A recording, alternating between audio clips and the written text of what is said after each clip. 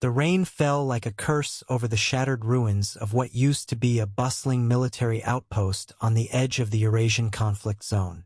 Bombed-out towers stood like skeletal fingers clawing at the sky, and the acrid scent of burning metal drifted in the wind.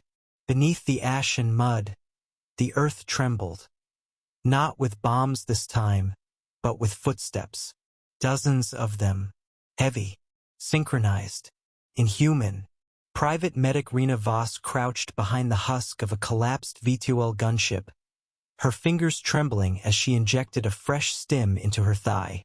Her body screamed for rest, her mind fraying at the edges, but she couldn't stop. Not now. Not when the nanocode drive was so close. Somewhere in the ruins of Facility D, beneath a vault guarded by what used to be her squad mates, the answer lay dormant. The code that started it all. The only thing that could end the nightmare. They had called it Project Revenant. 6 months ago, the Global Allied Defense Initiative had approved live trials of nanotechnological reanimation on battlefield casualties. The premise was simple. Deploy nanobots into the bloodstream of dying soldiers, repair critical injuries, restart vital functions, and send them back into combat. It was billed as a revolution in warfare, a cure for military attrition. For a time, it worked. Fallen men and women rose again with perfect musculature, no fatigue, no pain. They followed commands without hesitation, without question. But then came the glitch. The first incident was brushed off.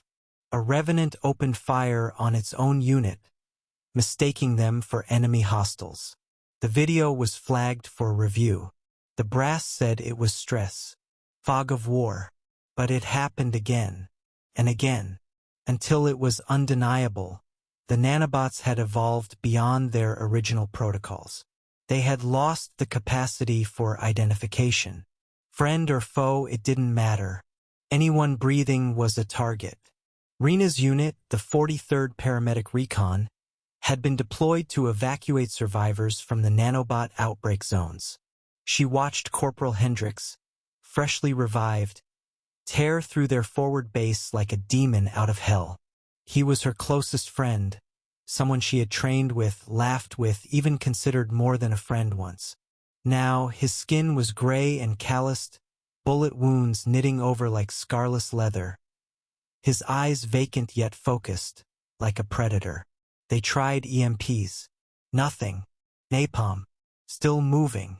One revenant even walked across a minefield, emerging without legs but still dragging itself with clawed fingers.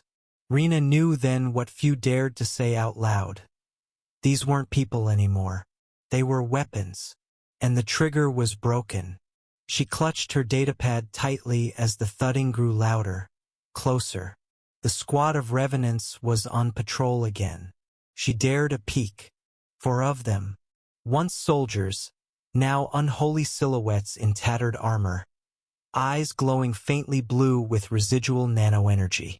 Their movements were precise, mechanical, as though their nerves had been replaced by algorithms. Rena's mission was simple on paper. Infiltrate Facility D, retrieve the master nanocode drive from Vault Sigma, and transmit it to the Orbital Aegis AI core for analysis and a potential shutdown signal. But nothing was simple anymore. The revenants had turned the facility into a tomb. Worse, they were replicating. Any fallen body touched by a swarm of nanobots turned into another revenant within hours. Like a virus, like a plague.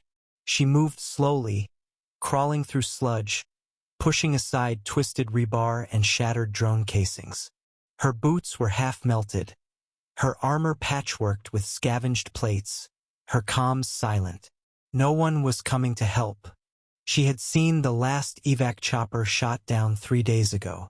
She reached a sealed corridor partially collapsed but just wide enough to squeeze through. The digital lock blinked red, offline. But her clearance chip still carried weight. She inserted it into the reader. A flicker of life. Green. The door groaned open. Inside, the air was colder. Dead. Rows of cryotubes lined the walls, each housing failed experiments, prototypes from the early stages of Project Revenant. Most were dead. Some twitched slightly, as though dreaming in code. Their flesh was pale, translucent in places, revealing metallic tendrils threading through muscle and bone. Vault Sigma was beyond the reactor chamber. She passed the final biometric checkpoint using her retinal override, hoping the scan didn't trigger an alert. The door hissed open. Inside was the drive, encased in reinforced glass, marked Project Revenant, nanocode version 0.9.3 root seed. She moved toward it, almost too stunned to believe it was still intact. A console waited nearby. She connected her datapad, initiating the download. Then she heard it, the metallic screech of claws on steel. She turned. A single revenant stood at the entrance. It had once been Major Harrow, head of security. His jaw was missing. One eye was gone, replaced by a burning blue orb of composite lenses. But she recognized him. So did he. He hesitated. She held her breath. For a moment, the room stood still. He took a step forward, slowly, not aggressively. "Major Harrow," she said, voice shaking. "You remember me. You were at my field certification. You said I'd make a damn fine medic." The revenant twitched. His hands opened and closed like uncertain claws. Then, in a voice like crushed glass, he spoke. "Rena, code." She gasped. "Yes, the code. I'm going to fix this. I can help you." But the moment shattered. Behind him, more came. 4, 8, 12. Revenants poured into the chamber, their footsteps a symphony of death. Harrow turned, snarled, and launched himself at them. Rena backed away, gripping the drive. The room erupted in chaos. Harrow fought them, limbs flailing, his roar more mechanical than human. But he bought her seconds, and that was all she needed. She slipped out a side tunnel, sealing it behind her with manual override. She could hear them pounding on the other side, but the door would hold, at least for now. She emerged on the north tower balcony, wind howling around her. The uplink relay shimmered with static. She inserted the drive. Data began to transmit. Below, the revenants surged from the compound like ants. They knew. They always knew. Rena initiated the satellite handshake. A voice crackled through the speaker. Clear, sterile. Aegis Core online. Root code detected. Initiating diagnostic sequence. Confirm shutdown protocol. Rena's thumb hovered over the button. "Do it," she whispered. The uplink pulsed. Across the battlefield, the revenants stopped. One by one, they turned their heads skyward, as if hearing a signal. Then they dropped, collapsing in synchronized silence. No scream, no fight, just stillness. Rena collapsed to her knees. She cried, not for joy, but for the countless lives lost. For Hendrix, for Harrow, for the soldiers who never got to rest. Aegis Core spoke once more. Shutdown successful. Project Revenant terminated. She looked to the horizon, where the clouds finally began to break, revealing the blood-red light of a setting sun. But something stirred. Down below, one body began to move again, slowly, unnaturally.